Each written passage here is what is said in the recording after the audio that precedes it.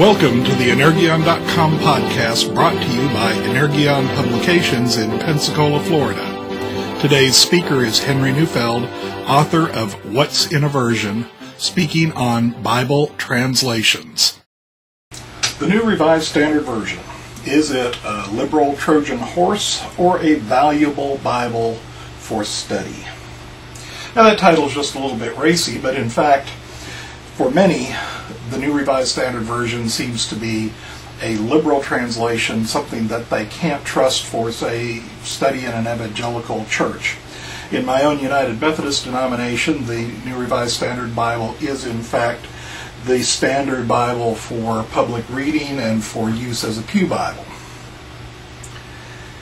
So, why is it that many people regard this Bible as excessively literal? I could list three major reasons. The first is its use of the Dead Sea Scrolls in the translation of the Old Testament. Now, there's nothing particularly liberal about using the Dead Sea Scrolls, but the NRSV has gone further than any other version. As examples, you can check the texts of Deuteronomy 32:43, for example. Now, some other versions, such as the English Standard Version, a much more conservative edition, follow the same text, but that is a text that comes from the Dead Sea Scrolls. Another place to check, which is much less standard in scholarly thought, is 1 Samuel 11, actually the end of 1 Samuel 10 and the beginning of 1 Samuel 11. Let me read this from the English Standard Version, and then I'll read it to you from the New Revised Standard Version, and you'll get an idea of the extent to which the New Revised Standard Version follows the Dead Sea Scrolls text. The end of chapter 10 here, talking about after Saul has been chosen as king, says, "But some worthless fellows said, 'How can this man save us?' And they despised him and brought him no present, but he held his peace." Then chapter 11 begins, "Then Nahash the Ammonite went up and besieged Jabesh Gilead, and all the men of Jabesh said to Nahash, 'Make a treaty with us, and we will serve you.'" That's what we are used to from Bible editions for some time. Now, if you listen to that again in the New Revised Standard Version, you'll find that instead of simply introducing Nahash as the besieger of Jabesh Gilead, we have an explanation. Again, the end of chapter 10, as we read it from the ESV, "They despised him and brought him no present, but he held his peace." Notice here, by the way, that these two versions come from the same family. You'll find a lot of wordings that are similar. But then the New Revised Standard Version continues, "Now Nahash, king of the Ammonites, had been grievously oppressing the Gadites and the Reubenites. He would gouge out the right eye of each of them and would not grant Israel a deliverer. No one was left of the Israelites across the Jordan whose right eye Nahash, king of the Ammonites, had not gouged out. But there were 7,000 men who had escaped from the Ammonites and had entered Jabesh Gilead." Then it says, about a month later, this is the beginning of chapter 11, about a month later, Nahash the Ammonite went up and besieged Jabesh Gilead. That entire explanation section comes from the Dead Sea Scrolls and really has much less solid of a textual pedigree than does the text, for example, from Deuteronomy 32:43 and many other cases where the Dead Sea Scrolls are used generally in Bible versions. Second reason why the New Revised Standard Version is often considered liberal is what we commonly call gender-accurate language. And the question there is, how do we refer to groups that are either of undetermined gender or of mixed gender? Say if Paul addresses a church and he says, "brethren," or as he would say in Greek, adelphoi, what do we say? In English, well, traditionally it has been brethren. In the NRSV, you're going to find, in such cases, brothers and sisters. In other places, a change to a plural is used in order to avoid pronouns that are masculine used in reference to people of undetermined gender. Now, one thing that I should note is that, contrary to some rumors, the NRSV does not use gender-neutral language referring to God. That is a completely different project. That is not the New Revised Standard Version. It is always in reference to people and usually in reference to groups of people.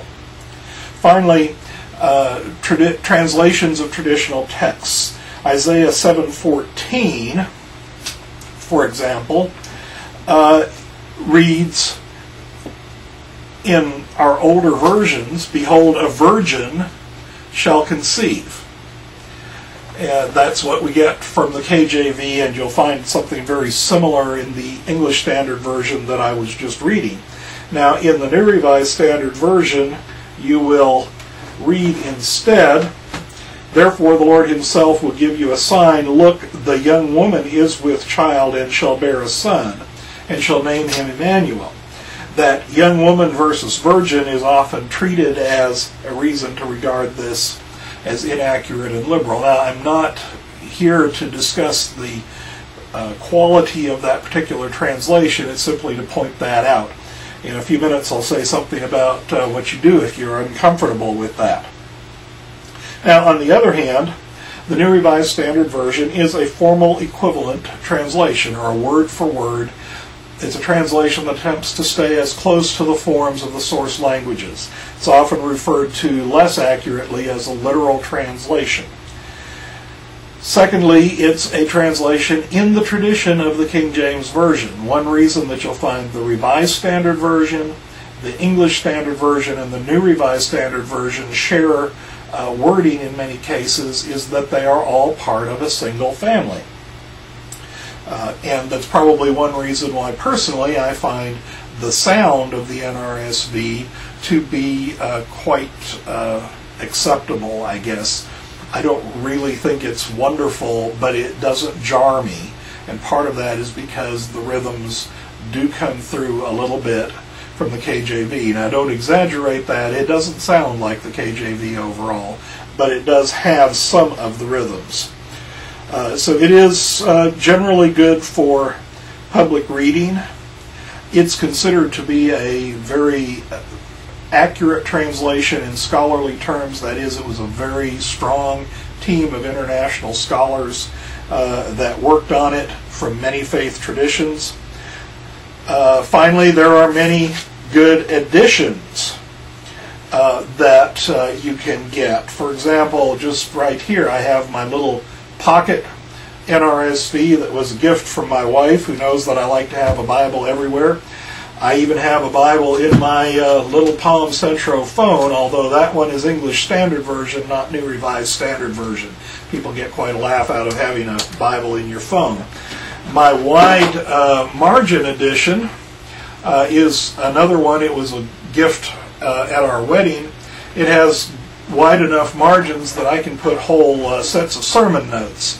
Then there are some good study editions for this, such as the New Oxford Annotated Bible, which is one that generally candidates for the United Methodist Ministry are required to get for their various studies.